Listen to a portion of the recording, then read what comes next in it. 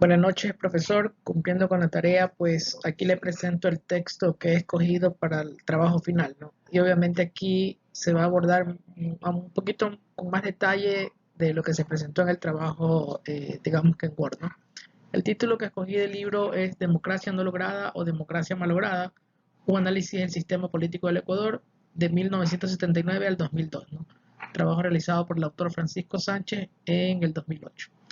Esto pues para finalizar con el módulo de la materia Historia Política del Ecuador. Aquí básicamente lo que se pretende presentar es un poco la portada del texto, ¿no? En mención. Y de aquí pues un poquito lo que es el contenido del texto, introducción, transición y aclaraciones previas, algunas características de los partidos ecuatorianos, sistema electoral, características, cambios, consecuencias, presidencialismo y sistema político ecuatoriano, el Congreso Nacional, pauta de organización y funcionamiento y como parte final el movimiento indígena y democracia, ¿no? Esta es la estructura que tiene el texto que yo escogí para la presentación. Si bien es cierto, pues el autor dentro del objeto del texto identifica razones por las cuales la democracia hasta ese punto, que fue el 2002, no se consolidaba en el Ecuador. Obviamente destaca mucho la no presencia de actores políticos, ¿no?, comprometidos con la democracia. Y también el autor Sánchez analiza pues la participación de distintos actores en el sistema político, normas adoptadas y estrategias que han recurrido ciertos autores a lo largo de los tiempos eh, para adaptarse o resistirse a las instituciones, ¿no? Recuerden que aquí estamos hablando hasta la época del 2002, no tenemos todavía, digamos que la nueva o con la actual constitución que trabajamos, que es la de Montecristi del 2008. En esta parte, pues el autor habla un poquito sobre la historia que tiene que ver, pues, de cómo fue esa transición a la democracia, ¿no? Después de estar, pues, digamos que en una dictadura, después del derrocamiento del presidente Velasco Ibarra en el 72, y obviamente cómo el general Guillermo Rodríguez Lara, pues, se instaura como dictador, ¿no? Luego de esto, obviamente, se da por finalizada la dictadura y aquí un poquito habla sobre, en el capítulo habla un poquito de esta transición que ha tomado desde lo que era democracia a dictadura y luego de dictadura a la democracia nuevamente. Ya que esta parte, cuando hablamos de algunas características de partidos ecuatorianos, lo hemos planteado como en tres escenarios, ¿no? El primero, que es el escenario previo a la transición que hubo pues de la dictadura a la democracia, en donde algunos partidos políticos pues en este entonces el modelo de representación como tal era más enmarcado a la parte de binomios conservadores, liberales, lo que hizo que no se consolidaran en ese entonces eh, muchos partidos, digamos, estables, ¿no? La siguiente parte, que ya era un poquito más la transición política, pues ya hubo ciertas novedades, ¿no? Como por ejemplo, monopolio legal de participación, la inclusión de analfabetas, también hubo mucho lo que era la elección de presidencia en doble vuelta, que le llamaban, y después ya hubo pues como una fase del sistema de partidos, digamos que antes de que pase de la dictadura, pues hubo como un tiempo en que se podían organizar, ya después de las elecciones pues estuvo más estable y los partidos un poquito pues ya se pudieron consolidar, ¿no? Si bien es cierto en la imagen se ven partidos mucho más recientes, hay algunos pues que todavía continúan desde esa época, no muy pocos por cierto.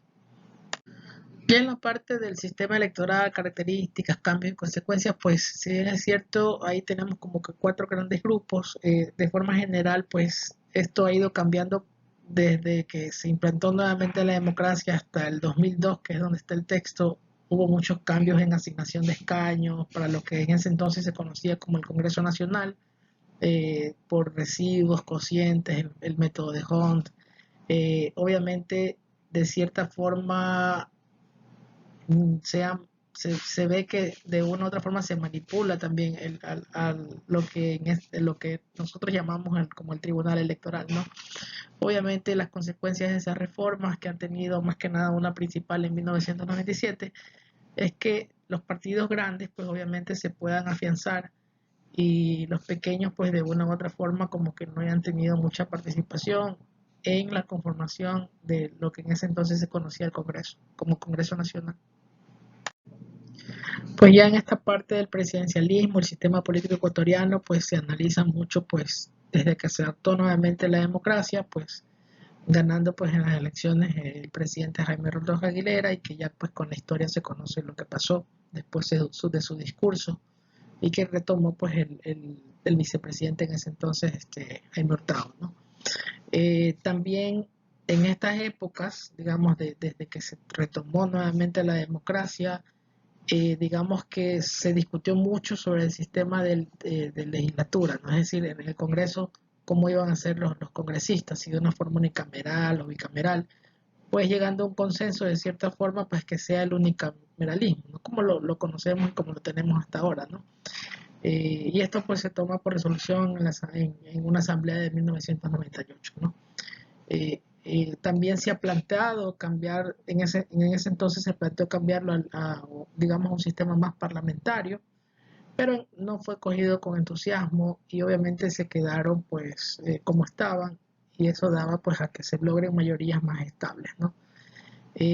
Ahora también dentro de este capítulo pues se analizan varios gobiernos, ¿no? Se estudia desde Roldós, Hurtado, el gobierno hasta parte o el inicio de Lucio Gutiérrez, ¿no? ¿Verdad?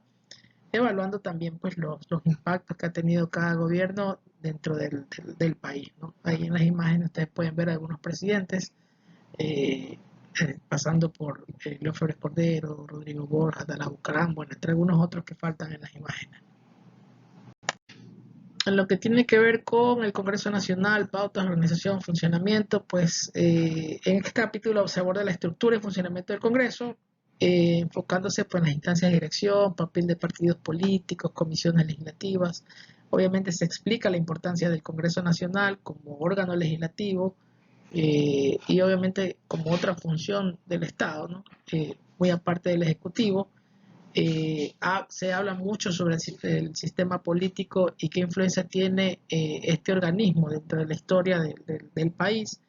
Obviamente se analizan los bloques parlamentarios, en este entonces ya se habla mucho de las comisiones que tiene el Congreso Nacional, y una de las más importantes pues la Comisión de Administración Legislativa, o CAL.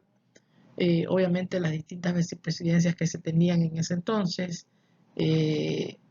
Hablamos de que aquí ya se habla mucho también sobre la fragmentación, diversidad de los bloques que tienen los partidos, y lo cual en cierta forma ya reflejaba la pluralidad pues, del sistema de partidos en Ecuador, ¿no? Bien marcados.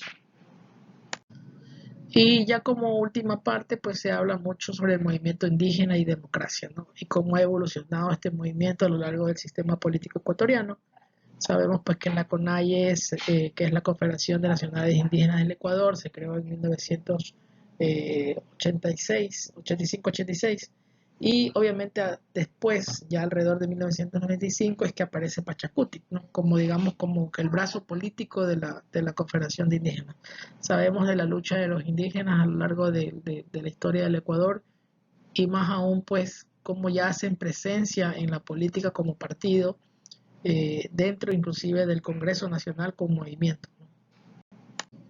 Y un poco ya para terminar con el análisis y bueno, un resumen, una recensión de lo que se hace del libro, a modo, si me permito criticar algo, un poquito el texto, aunque no lo llamaría crítica, sino más bien ciertos aspectos que yo considero que el texto es muy técnico, ¿no? ¿Verdad? Y que si no hay un público especializado, pues obviamente se va a dificultar mucho la comprensión. Otra posible crítica, digo yo, es que se habla mucho a la interna, obviamente, del país como tal, pero no se muestra cómo está o cómo afecta la política a la parte externa, ¿no? Y lo otro también es que de pronto también se pudo agregar eh, casos comparativos, ¿no? Cómo estaba a nivel regional los demás países de Sudamérica, y cómo, si bien es cierto, somos diferentes e iguales a la vez, hemos tenido dictaduras al igual que otros países, y cómo se ha vuelto la democracia también y a la gobernabilidad pues, entre nosotros, ¿no? Dentro de los países de Sudamérica. Y bueno, como referencia, pues el texto Sánchez, el que estuvimos analizando. Y muchas gracias por la oportunidad, por las clases y por todo, por entregar todo el conocimiento que usted tiene, profesor. Encantado, ¿no? Estamos a las órdenes.